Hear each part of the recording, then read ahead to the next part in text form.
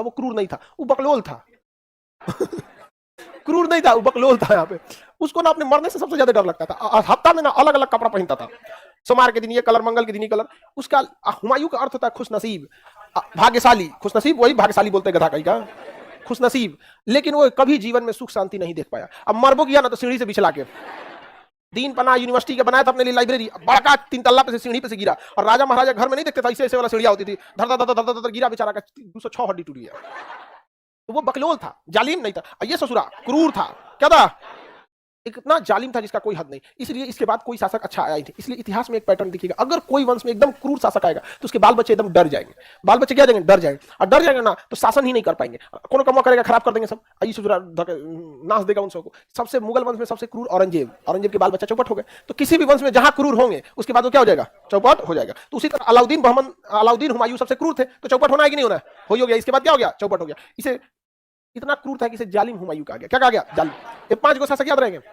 5 गो शासक के बाद बहमनी साम्राज्य 5 टुकड़ा में टूट गया। कितने टुकड़ा में टूट गया? 5 टुकड़ा में टूट गया।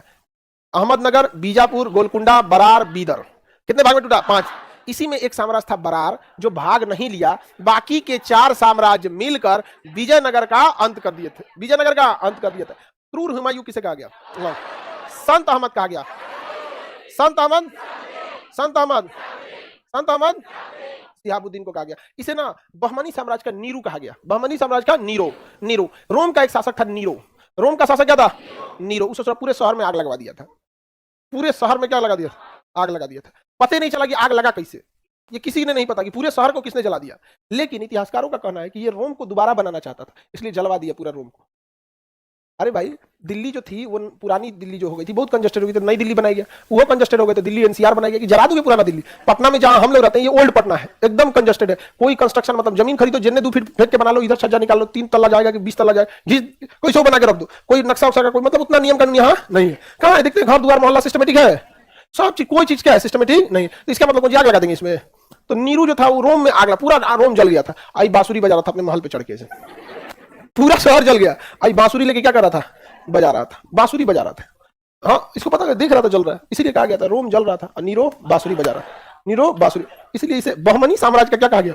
नीरो कहा गया। क्या कहा गया? नीरो। बहमनी साम्राज्य का नीरो सबसे बैल शासक था रोम का, वो बहमनी नीरो। यहाँ समझा गया? हालांकि उसका पूरा परिवार चौपट था।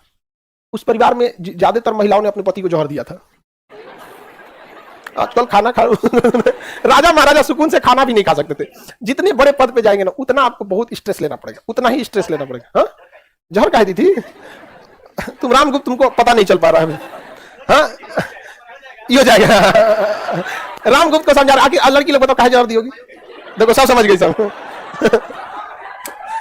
चलिए अब आगे का क्लास कल समझा देंगे।